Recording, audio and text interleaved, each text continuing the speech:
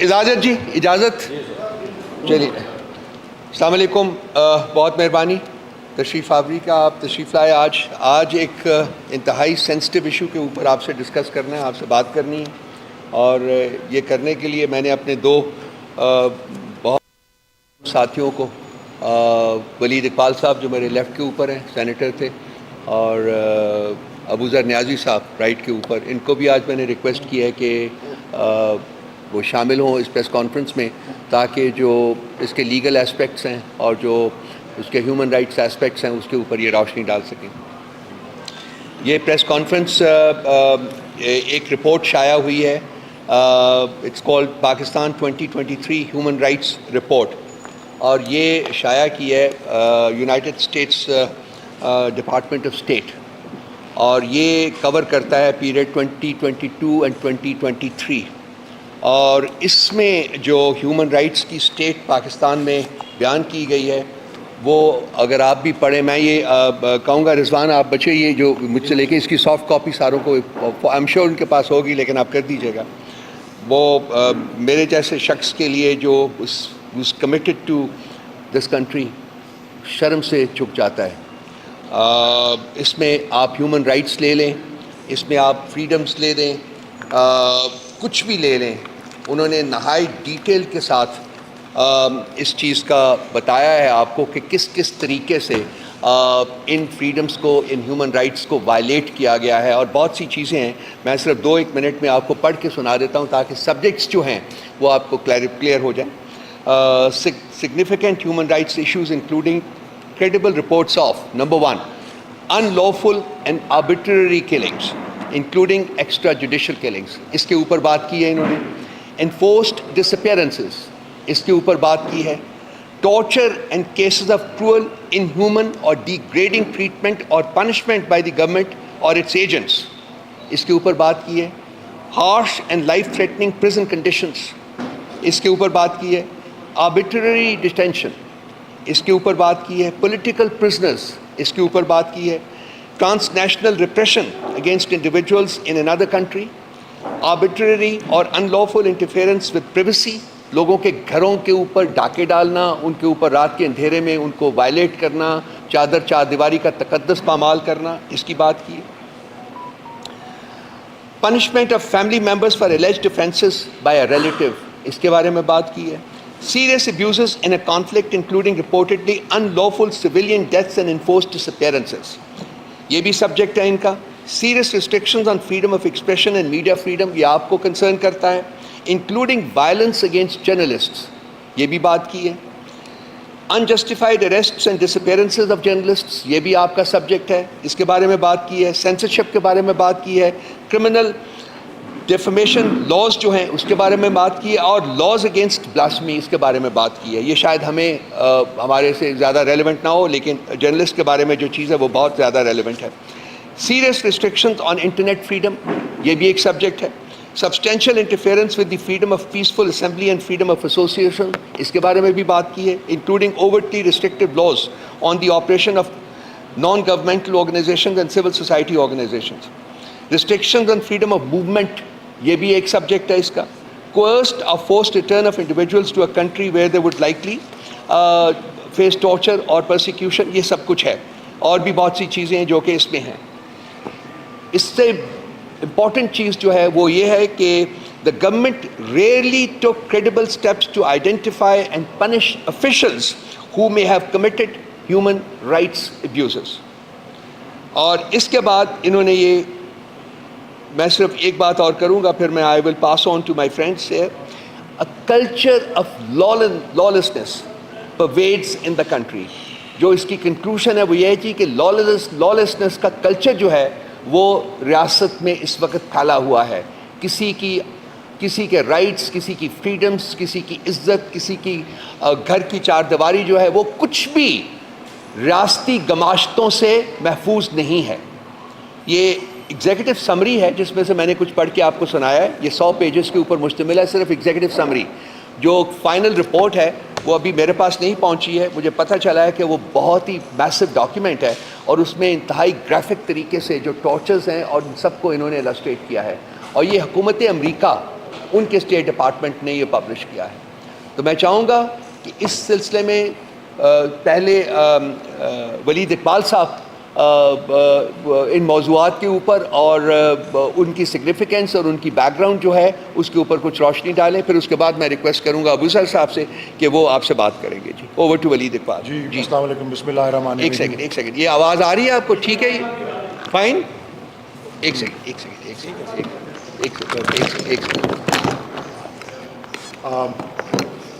آپ کے علم میں ہی ہوگا میرا تعلق قانون اور آئین کے شعبے سے ہے، نمبر 1. اور نمبر 2، جو میری 6 سال کی مدت میں نے جو سینٹ میں گزاری، اس میں سے آخری 3 سال مجھے یہ اعزاز بھی حاصل رہا کہ میں پاکستان سینٹ کی قائمہ کمیٹی برائے انسانی حقوق کی صدارت بھی کرتا رہا ہوں. اور یہ معاملہ، یہ جو پاکستان کی اسٹیٹ آف ہیومن رائٹس یا انسانی حقوق کی یہاں کیسی کیفیت ہے، یہ امریکی دفتر خارجہ کی جو رپورٹ ہے 2023 کے بارے میں، اور یہ اہم بات ہے کہ یہ ریجیم چینج سے بعد کے سارے عرصے کو کور کرتی ہے. تو اس کا تعلق پی ڈی ایم گورنمنٹ اور کیئر ٹیکر گورنمنٹ اور وہ تمام جو قوتیں ہیں جو ان کے پیچھے کھڑی ہوئی ہیں، یہ ان کی ایک اسیسمنٹ ہے، یہ ان کی کارکردگی پہ تجزیہ ہے انسانی حقوق کے حوالے سے. انسانی حقوق ایک انتہائی سنجیدہ معاملہ ہے. اگر صدیوں سے نہیں تو کم از کم پچھلے 75 سال سے، جب سے دسمبر 1948 میں اقوام متحدہ کی جنرل اسمبلی نے ایک قرارداد منظور کی تھی پیرس میں، جس کا نام universal declaration of human rights تھا، اور اس میں وضع کیا گیا تھا کہ ایک انسان ہونے کے ناطے، کسی بھی ملک کا وہ شہری ہو، ایک انسان ہونے کے ناطے کچھ بیسک، کچھ بنیادی، کچھ منیمم سٹینڈرڈز ہیں جو کہ دنیا بھر کو میٹ کرنے ضروری ہیں، جن پہ پورا اترنا، ایک معیار پہ پورا اترنا ضروری ہے، جس میں انسانی وقار یا انسانی ڈگنیٹی بھی آتی ہے، انسانی پرائیویسی آف دا ہوم، جس کو ہم یہاں پہ اپنے ملک میں چادر اور چار دیواری کا تقدس جو ہے یا تحفظ جو ہے وہ کہتے ہیں. مختلف سیاسی آزادیاں، آزادی اظہار رائے، بہت سے اس میں موضوعات ہیں اور معاملات ہیں. ہمارے ملک کے حد تک 1973 کے آئین میں پارٹ 2 کا چیپٹر 1، جو کہ ہمارے آئین کے آرٹیکلز 8 سے لے کے 28 تک ہیں، انہی میں یہی مثال جو قائم کی ہے اقوام متحدہ نے، اس کو ہم نے بھی اپناتے ہوئے اپنے آئین کا حصہ بنایا ہے. ان اقدار کو ہم نے 2010 میں international covenant on civil and political rights, یہ ایک بین الاقوامی معاہدہ ہے جس کو پاکستان کے قانون کا حصہ بنایا گیا ہے 2010 کی جون میں. اس میں بھی یہی تمام انسانی حقوق اور وہی اقدار جو ہیں ان کا ذکر آتا ہے جو universal declaration of human rights میں ہے، جو پاکستان کے آئین میں ہے، اور جو international covenant on civil and political rights میں ہے. اور یہی وہ موضوعات ہیں جو اس رپورٹ کے اندر جو ہے وہ کور ہو رہے ہیں. جو جتنی رپورٹ ہمارے سامنے آئی ہے وہ 100 صفحات پر مبنی ہے، اور اس میں 50-60 سے زیادہ صفحات جو ہیں وہ ان معاملات کے اوپر ہیں جو ہم آپ سے، جن کا تذکرہ آپ سے ہم کرنا چاہتے ہیں. آپ انسانی وقار یا ہیومن ڈگنیٹی سے شروع کر لیں تو کس طرح سے اس کی دھجیاں اڑائی گئی ہیں، اور کس طرح سے نام لے کر بھی بتایا گیا ہے کہ پی ٹی آئی کو اور اس کی قیادت کو اس کا نشانہ جس طرح سے بنایا گیا ہے. خاص طور پہ زیر حراست جو تشدد، ٹارچر ان کسٹڈی، کسٹوڈیل ٹارچر، اور کچھ حوالوں سے اموات بھی ہوئی ہیں کسٹڈی کے اندر. 2022 سے پاکستان میں قانون بنا ہوا ہے جو یہ کہتا ہے کہ جرم ہے کسی کو بھی زیر حراست ٹارچر کرنا، اور اگر کوئی زیر حراست کسی کی وفات ہو جائے کسی تشدد کی وجہ سے تو وہ دفعہ 302 میں سزائے موت کا وہ جرم ہے. لیکن ہمارے یہاں افسوس، اور یہ رپورٹ کہہ رہی ہے، باہر والے ہم کو آئینہ دکھا رہے ہیں کیا کہ آپ کے جو قوانین ہیں، انہوں نے یہ لفظ تو نہیں استعمال کیا لیکن میں تشبیہ دیتا ہوں، یہ کہہ یہی رہے ہیں کہ آپ کے قوانین اور آپ کے آئین، اور ہر موضوع کو انہوں نے پاکستان کے آئین اور قانون سے جوڑ کے کہ یہ وعدہ کرتا ہے پاکستان کا آئین، یہ وعدہ کرتا ہے پاکستان کا قانون، اور اس کی پامالی کی بات صرف کی ہوئی. اور کوئی ایسا انسانی حقوق کا کوئی معاملہ ایسا نہیں ہے جس کے اندر انہوں نے کہا ہو کہ جی پاکستان کی ریاست کی کارکردگی جو ہے وہ کسی بھی لحاظ سے قابل تحسین ہے یا تائید کرتی ہے ان وعدوں کی، ان گارنٹیز کی جو ہمارے آئین میں جو ہے وہ پائے جاتے ہیں. تو جو لفظ میں کہہ رہا تھا انہوں نے استعمال نہیں کیا، میں کہہ رہا ہوں، وہ کہہ رہے ہیں کہ یہ آپ کے قانون جو ہیں یہ خوش خطی ہیں. یہ بات صرف خوش خطی ہیں یا اسٹیچوٹ بکس پہ پائے جاتے ہیں، ان پہ کوئی عمل درآمد جو ہے وہ نہیں ہے. اور پرائیویسی آف دا ہوم، چادر اور چار دیواری کا تقدس، اس کو پامال کرنے کے حوالے سے جو یہاں پہ باتیں ہوئی ہیں، افسوس کے ساتھ کہ آپ کی پولیس جس کا فرض ہوتا ہے تحفظ کرنا، برملا بغیر وارنٹس کے لوگوں کے گھروں میں ریڈ کرتی رہی ہے. اور اس میں ذکر ہے کہ لوگوں کے جان و مال کی تحفظ کرنے والا ادارہ گھروں سے، لوگوں کے گھروں سے قیمتی اشیاء کی ڈاکہ چوری کے اندر جو ہے ملوث پائی جاتی رہی ہے، ریڈ کرنے کے لبادے کے اندر. اور یہ رؤوف صاحب نے ذکر کیا، اور یہ بھی کتنے افسوس اور شرم کی بات ہے کہ باہر کے دوسرے جو ہیں آپ کو آئینہ دکھا رہے ہیں کہ جرم زید نے کیا ہے، اب پکڑ کے بکر کو لے جاتے ہیں کیونکہ وہ اس کا بھانجا ہے، بھتیجا ہے، باپ ہے، بیٹا ہے، ریلیٹیوز کو پکڑنا اس کا برملا ذکر ہے. پھر یہ بات بھی دہرائی گئی ہے 2-3 دفعہ اس کے اندر کہ پاکستان کا آئین کہتا ہے کہ اسمبلیاں تحلیل ہوں تو 90 دن میں الیکشن ہونا ہے. 2 اسمبلیاں تحلیل ہوئی، اس میں ذکر آتا ہے آئین کی پامالی ہوئی، کوئی الیکشن نہیں ہوئے. سپریم کورٹ نے حکم دیا، کوئی الیکشن نہیں ہوئے.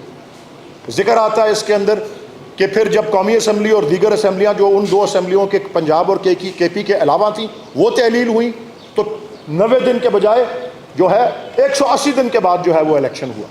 اور پھر یہ تو آپ دیکھ لیں کہ جی قانون غریب کے لیے کچھ اور ہے، امیر کے لیے کچھ اور ہے، یہ بھی اس کا ذکر ہے. یہ بھی ذکر ہے کہ قانون اور آئین کا تحفظ جو ہے وہ آزادیاں جو ہیں وہ دوسری پارٹیوں کے لیے کچھ اور ہیں اور پی ٹی آئی کے لیے کچھ اور ہیں. آپ اسمبلی کا یا پرامن اجتماع کے حوالے سے جو آئین میں ہماری گارنٹی ہے اور جو انٹرنیشنل کنونشنز میں، universal declaration for human rights میں جو پابندیاں ہیں، جو جو گارنٹیز دی گئی ہیں، کس طرح سے سب کو وہ آزادیاں مل رہی ہیں اور نام لے کے کہا ہوا ہے اور مہینے بتائے ہوئے ہیں، دن بتائے ہوئے ہیں، مقامات بتائے ہوئے ہیں کہ کہاں کہاں لوگ جلسے کرتے رہے. پی ٹی آئی کو جلسے کرنے کی، الیکشن کا اعلان ہوا ہے، جلسے کرنے کی اجازت نہیں دی گئی. برملا ایم پی او کا استعمال، پی ٹی آئی کی قیادت، پی ٹی آئی کے کارکنان، خاص طور پہ کے پی کے اندر maintenance of public order ordinance جو ہے 1960 کا، اس کا برملا استعمال جو ہے.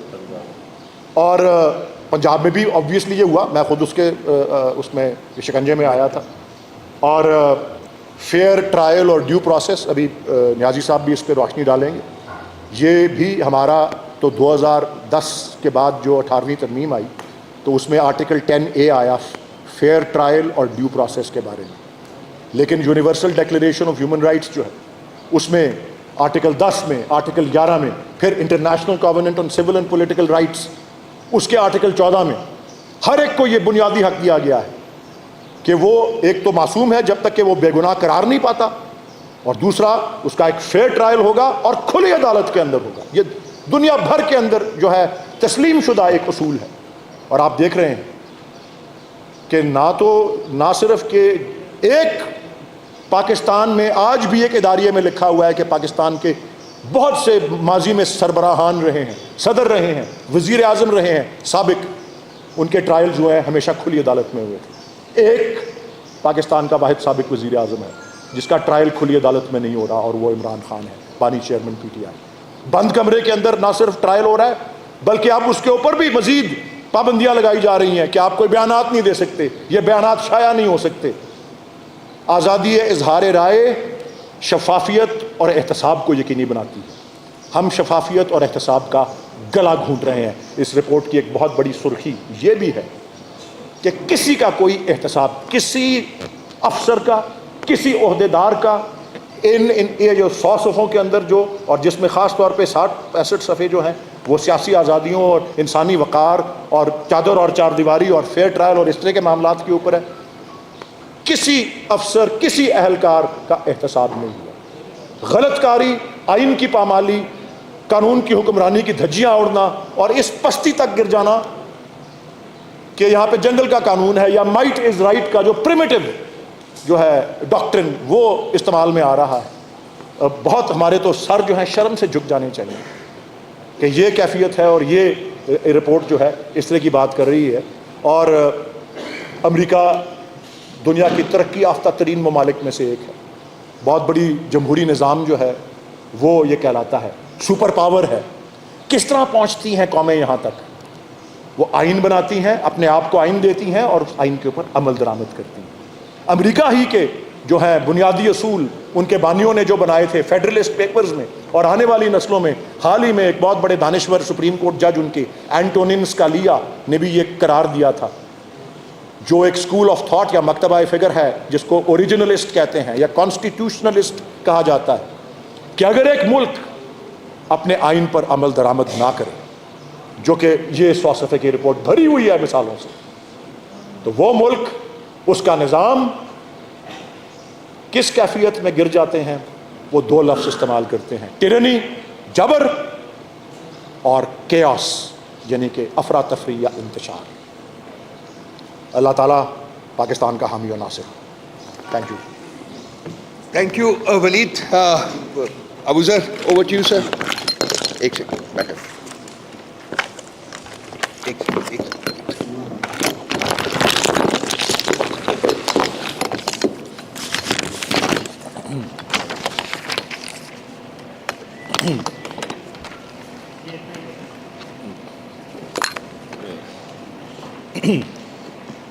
جی السلام علیکم.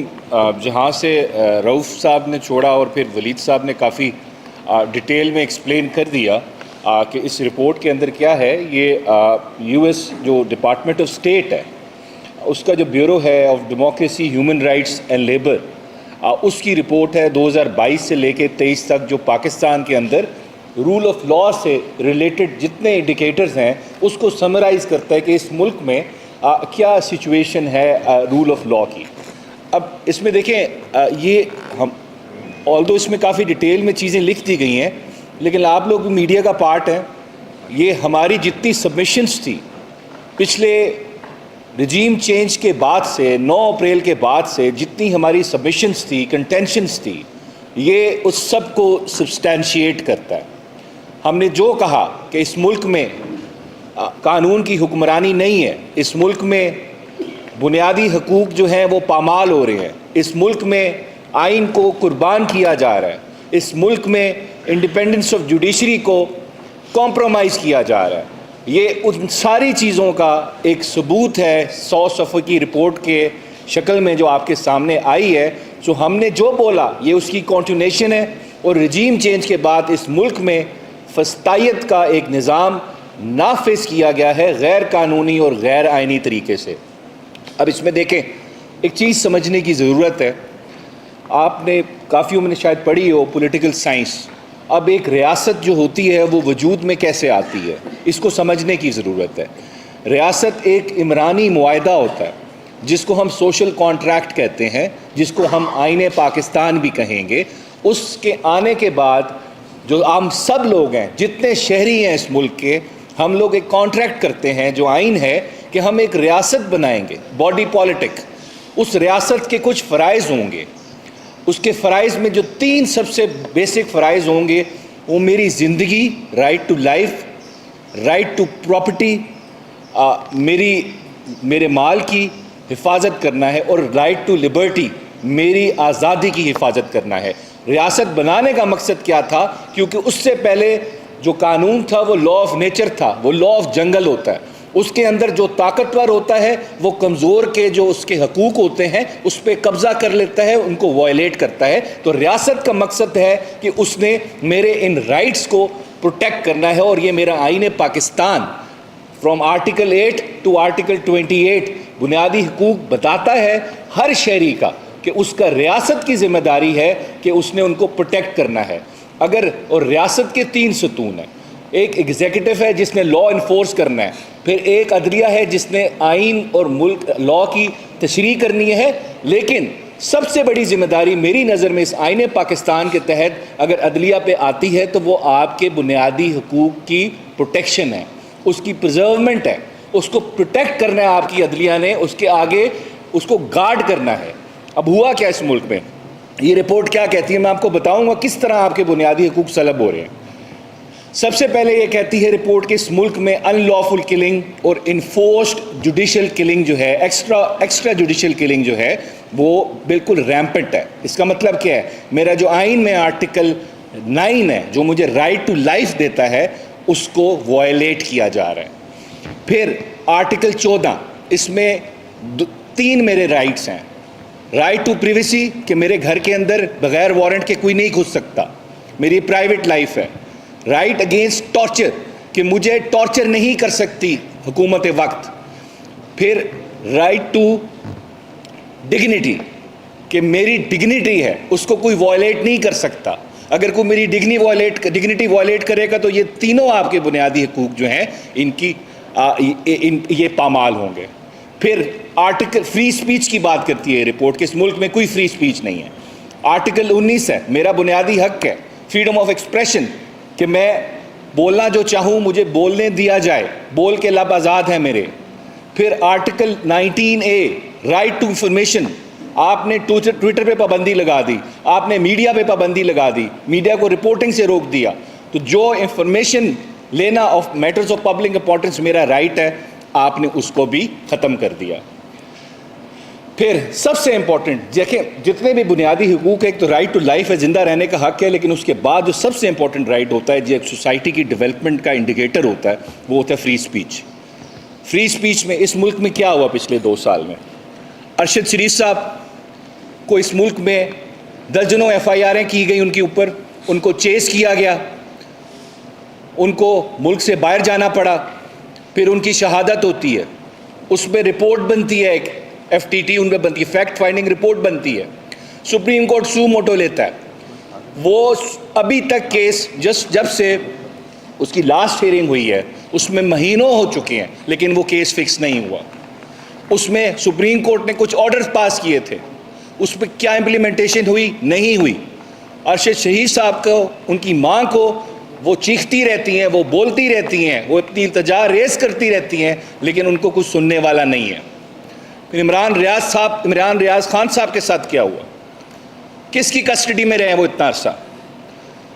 حتیٰ کہ مجھے سمجھ نہیں آتی جو ہماری عدلیہ ہے جو بنیادی حقوق کی ضامن ہے, اس نے پروٹیکٹ کرنے میرے رائٹس کو.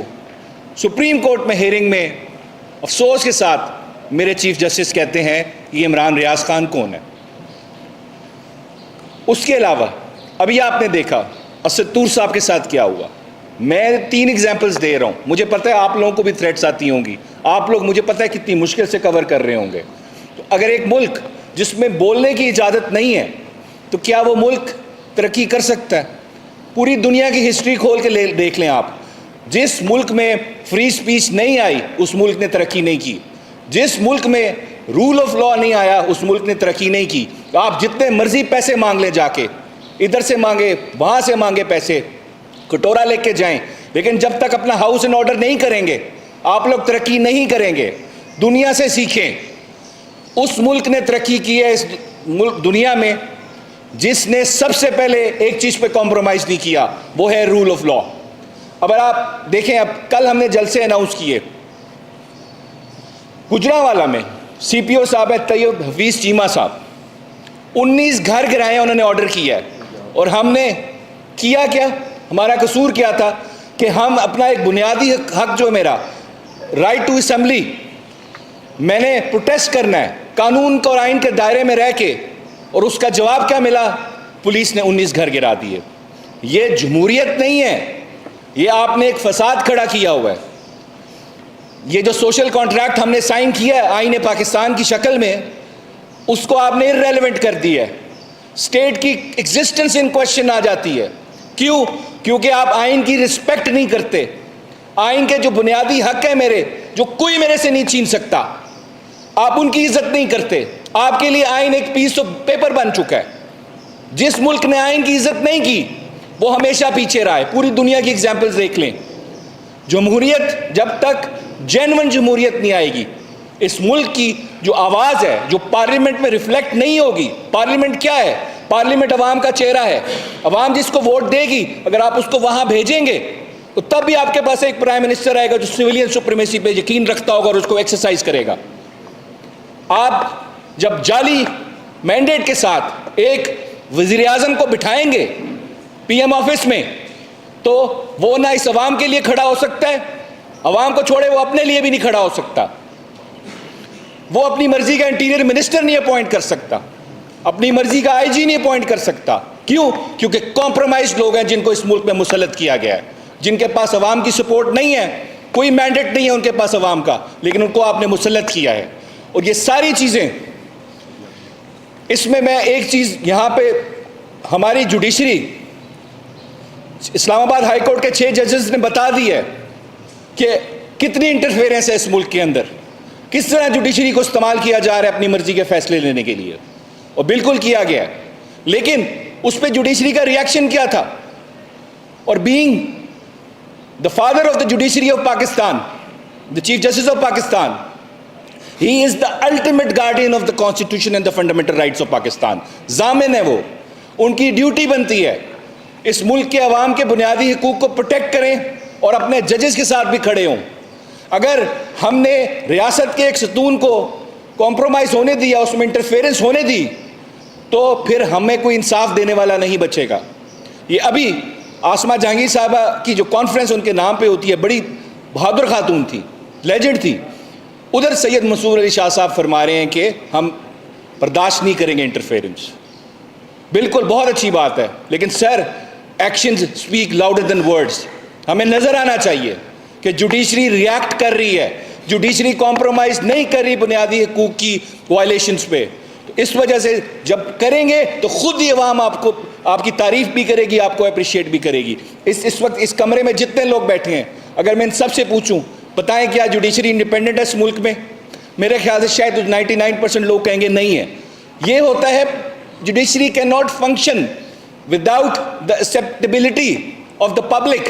جوڈیشری کا ٹیسٹ یہی ہوتا ہے کہ پبلک اس کو ریلیونٹ سمجھتی نہیں سمجھے, پبلک گیز ہے.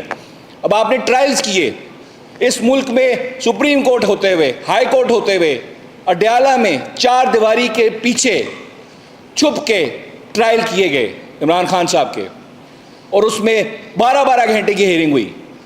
اور یہاں پہ ہماری جوڈیشری جو ضامن ہے میرے بنیادی حقوق کے عمران خان صاحب کی, اس کو دیکھتی رہی, ویلیڈیٹ کرتی رہی. کیا لوگ سوال نہیں کریں گے کہ ملک میں زیادتی ہو رہی تو آپ کہاں کھڑے تھے؟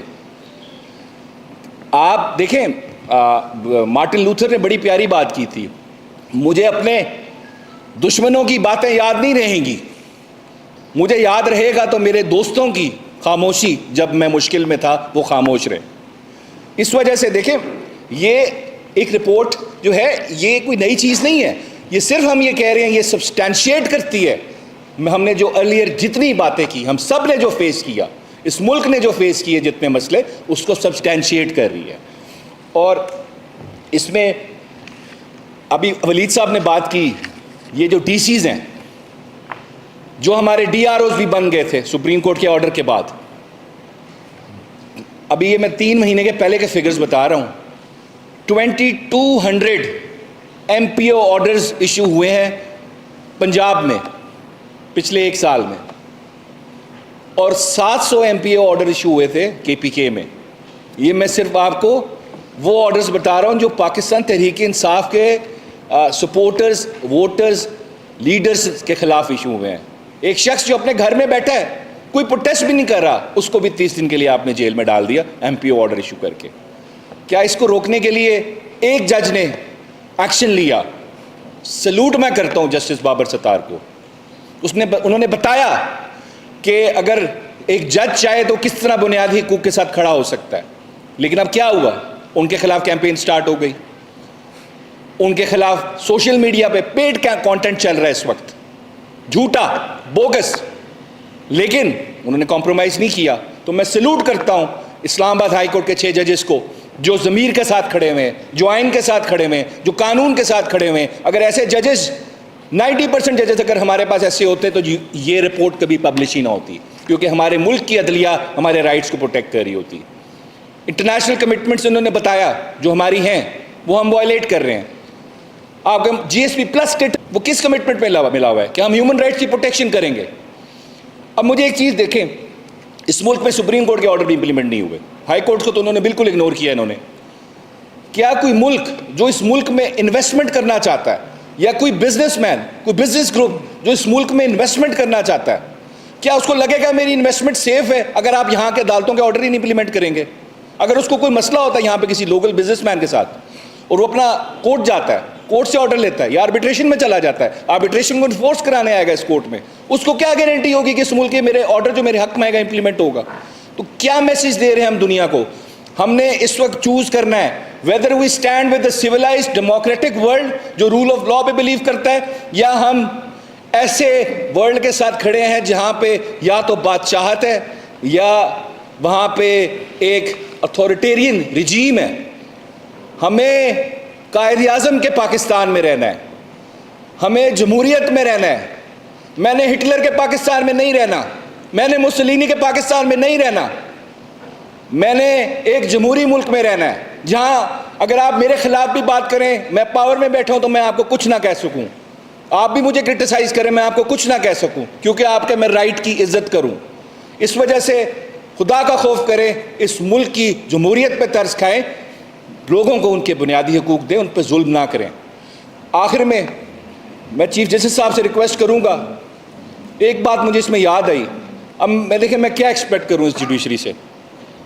मिलिट्री कोर्ट्स का केस चल रहा है, जस्टिस सरदार तारिक मसूद साहब केस सुन रहे हैं, सलमान राजा साहब केस आर्ग्यू कर रहे हैं। उन्होंने बोला कि फंडामेंटल राइट्स की वॉलेशन है मिलिट्री कोर्ट्स, तो आगे से हमें जस्टिस सरदार तारिक मसूद साहब अब रिटायर हो गए, उन्होंने जवाब क्या दिया, ये बुनियादी हकूक हमें पता नहीं कहाँ ले जाएंगे। जब हमारे जजेस को ही बुनियादी हकूक पे यकीन नहीं है तो मेरा और आपका क्या होगा? इस वजह से मेरी रिक्वेस्ट है काजी फ़ायद ईसा साहब से, उन्होंने बड़े अच्छे फैसले दिए हैं पास्ट में, बड़े बहादुर फैसले दिए हैं। हमें उन्होंने बताया कि मैं डेमोक्रेसी पे यकीन रखता हूँ, मैं लड़ूंगा जमहूरियत के लिए, प्रोटेक्ट करूँगा फंडामेंटल राइट्स। असद तूर साहब पे हमला हुआ था, उनको फ्री स्पीच के प्याले दिए गए थे। बिल्कुल हमें इस तरह का चीफ जस्टिस चाहिए। अगर देखें हमें सब पता है इस मुल्क में क्या हो रहा है, वो मैं ख़त्म करूँगा, वलीद साहब ने तो पढ़ा होगा, मीर तकी मीर साहब का शेर है, पत्ता पत्ता बूटा बूटा हाल हमारा जाने है, जाने ना जाने गुली ना जाने बाग तो सारा जाने है। Thank you. मैं 2-3 मिनट लूँगा, कुछ 2-3 ऑब्जर्वेशंस हैं और कुछ सवालात हैं जो कि मैं रेज़ करना चाहता हूँ ताकि बारे रहे। वलीद साहब ने और अबूज़र साहब ने बड़े खूबसूरती से इन्होंने ये सारा जो की रिपोर्ट है उसके कंटेंट्स को एक्सप्लेन किया है और उसको कंटेक्चुअलाइज़ किया कि किस तरीके से डायरेक्टली ये हमें इफ़ेक्ट कर रही है, हमारे हकूक़ को इफ़ेक्ट कर रही है। देखिए इस मुल्क में इस वक्त 2 ताकतें हैं। एक वो ताकत है जो कि हमें नज़र आ रही है, कोई प्राइम मिनिस्टर है, कोई चीफ मिनिस्टर है, कोई गवर्नर है, कोई ये है, कोई वो है, ये वो ताकत है जो हमें नज़र आ रही है, लेकिन इनके पास ताकत नहीं है, ये कुछ कर नहीं सकते, ये मफकूद हैं, ये डमीज़ हैं, इनकी तनाबें कहीं और से खींची जाती हैं। और दूसरी ताकत वो है जो कि जिनके पास असल ताकत है लेकिन वो सायों की शक्ल में नमूदार है, वो हमें नज़र नहीं आती, ना वो सामने आना चाहते। ये वो बेसिक कॉन्फ्लिक्ट है जो कि जिसकी वजह से इस वक्त इन तमाम ह्यूमन राइट्स वायलेशंस, फ्रीडम्स की वायलेशंस के साथ साथ एक कन्फ्यूजन सा क्रिएट होया हुआ है।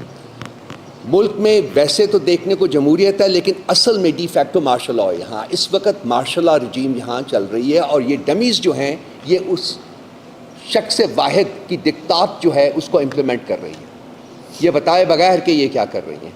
वैसे तो पार्लियामेंट भी मौजूद है लेकिन वो टोटली पावरलेस है। जुडिशरी के बारे में मेरे दोस्त भाई अबूज़र ने बात की है,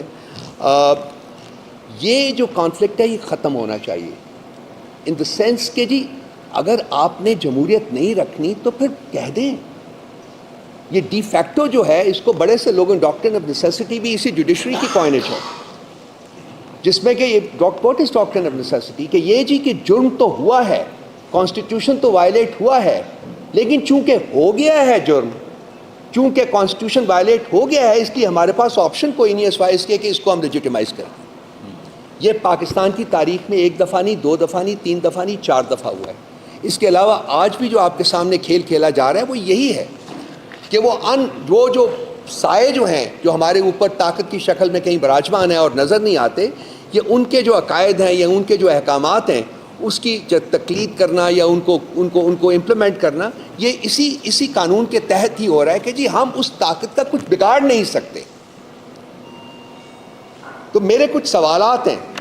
دیکھیں، ریاست کے بیسیکلی اسٹیبلش 3 ستون ہیں، ایک چوتھا جو آپ بیٹھے ہوئے ہیں، ٹینٹیٹیولی دا 4th pillar of the state, 3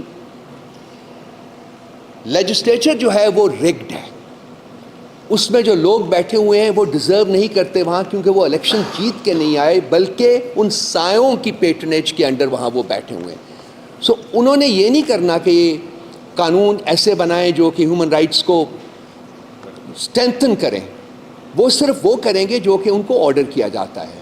سو چونکہ ڈومیننٹ پریزنس ہے انہی لوگوں کی ہے، اس لیے وہ ان تمام چیزوں کو ٹھیک کرنے کی پوزیشن میں نہیں ہے۔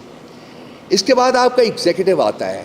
ایگزیکٹو کی جو سٹیٹس ہے وہ 6 ججز کے لیٹر میں بڑی کلیئرلی ڈیفائن کی گئی ہے کہ کس طریقے سے ایگزیکٹو نہ صرف کمپلسٹ ہے کرائم میں، بلکہ ایگزیکٹو جو ہے وہ پرپیٹریٹر بھی ہے کرائم کا۔ وہ تمام کرائمز جس کا ذکر ابو ذر نے بھی کیا ہے، اور وہ لیٹر جو 6 ججز کا ہے اس میں بڑی ایکسپلسٹلی اس کا ذکر کیا گیا ہے، جس کو آج پاکستان کی سپریم کورٹ دبانے کی کوشش کر رہی ہے۔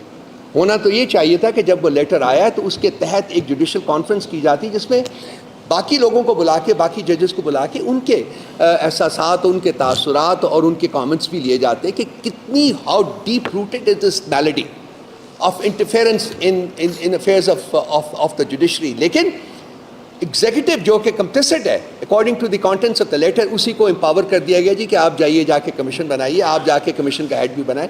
وہ تو we are grateful to the person who was nominated as the head of the commission کہ انہوں نے کہا جی کہ میں ان TOs پہ کام نہیں کر سکتا، تو یہ معاملہ آگے بڑھائے۔ لیکن ابھی تو یہ جو ایگزیکٹو بھی کمپلسٹ ہے جرم میں، ہیومن رائٹس کی وائلیشن میں، فریڈمز کی وائلیشن میں یہ کمپلسٹ ہے۔ اور تیسرا جو آپ کا پلر ہے وہ ہے جوڈیشری۔ تو آج کل ہمارے جو چیف جسٹس صاحب یہاں بیٹھے آتے ہیں، سنیں ان کی آنکھیں دیکھ نہیں سکتی، ان کے کان سن نہیں سکتے، اور ان کی زبان بول نہیں سکتی۔ یہ ہے ہمارا وہ شخص جو کہ اس وقت چیف جسٹس آف پاکستان بیٹھا ہوا ہے۔ یہ انصاف دینے کی بجائے انصاف کی وائلیشن میں پارٹنر بنا ہوا ہے۔ یہ بھی ان سایوں کے آرڈر کے اوپر آپریٹ کرتا ہے۔ یہ جو دیکھی ہوئی طاقتیں ہیں وہ بھی نہیں پاور لیس ہے، جیسا کہ میں نے کہا، یہ اپنے انہیرنٹ پرنسپلز جو ہے ان کو امپلیمنٹ کرنے کی بجائے یہ احکامات کے انتظار میں بیٹھے رہتے ہیں۔ جہاں میرے دوست نے، ابو ذر نے یہ بتایا ہے کہ انہوں نے کوئی اچھے فیصلے کیے ہیں، وہاں لیٹس ناٹ فرگیٹ کہ حدیبیہ پیپر ملز کا جو فیصلہ تھا وہ بھی انہوں نے کیا ہے، جس کی بیسس کے اوپر کچھ ان کے خلاف ریفرنس بھی گیا تھا، اور اس ریفرنس کو میرٹ پہ ڈیفینڈ کرنے کی بجائے انہوں نے امیونٹی لینے کی کوشش کی تھی اور ان کو دی گئی۔ فیض آباد دھرنے کا ججمنٹ بھی دیکھ لیجئے، وہ بھی کمپرومائز ججمنٹ ہے ان کا۔ تو ان کے جو فیصلے جو ہماری نظر میں جب سے یہ چیف جسٹس بنے ہیں تب تو یہ ریپریہنسبل ہیں، یہ بالکل ایک بائی اسٹینڈر کے طور کے اوپر، ایک تماش بین کے طور کے اوپر کھڑا ہوا ہے یہ چیف جسٹس، رادر دین دس کہ جسٹس انصاف کے تقاضے پورے کرے، آئین کے تقاضے پورے کرے، لوگوں کی عزت و جان و مال کو پروٹیکٹ کرے۔ یہ اس کی وائلیشن میں ایک پارٹنر بنا ہوا ہے، نہ دیکھ سکتا ہے، نہ سن سکتا ہے، نہ بول سکتا ہے۔ ہماری ڈیمانڈ اس سے یہ ہے کہ یہ چلا جائے۔ اگر یہ انصاف پرووائڈ نہیں کر سکتا پاکستان کو اور پاکستانیوں کو، تو اس کا کوئی مقام نہیں ہے وہاں بیٹھنا، اس کو چھوڑ دینا چاہیے۔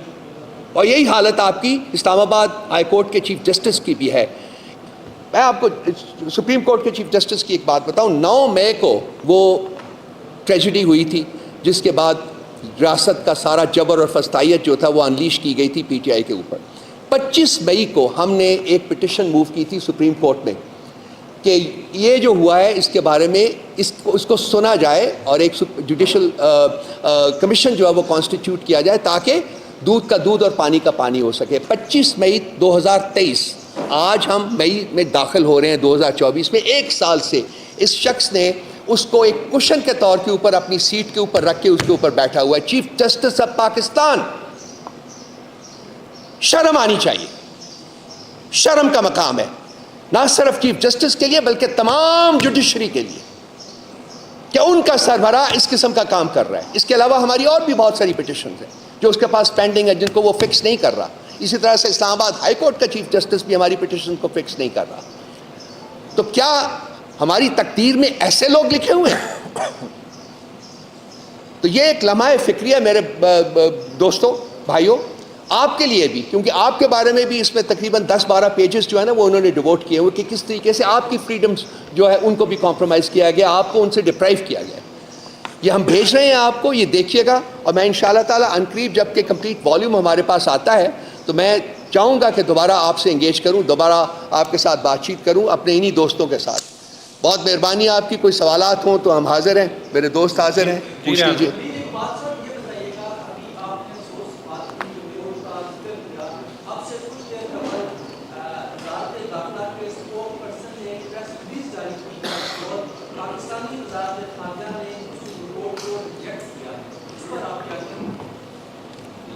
بول آواز آ گئی. وزارت خارجہ نے اس کے اسپوکس پرسن نے ریجیکٹ کیا ہے جی. تو وہ داخلہ کی ہماری نہیں وہ اسی فارن آفس کی ہے. تو وہ میرے بھائی ان کے پاس آپشن کیا تھا سوائے اس کے کہ ریجیکٹ کرنے کے. میں دعا دے دیتا ہوں. میں عرض کرتا ہوں یہ ایسے ہی ہے, افسوس کے ساتھ یہ ایسے ہی ہے جیسے الٹا چور کوتوال کو ڈانٹ رہا ہوں. میں کیونکہ میرے فاضل ساتھی نے یہاں پہ میر تقی میر کا ایک شعر پڑھا, میرے ذہن میں جو موضوع ہم ڈسکس کر رہے ہیں اس کے حوالے سے علامہ اقبال کا بھی ایک شعر ہے جو قابل غور ہے اور اس موضوع پہ لاگو ہوتا ہے.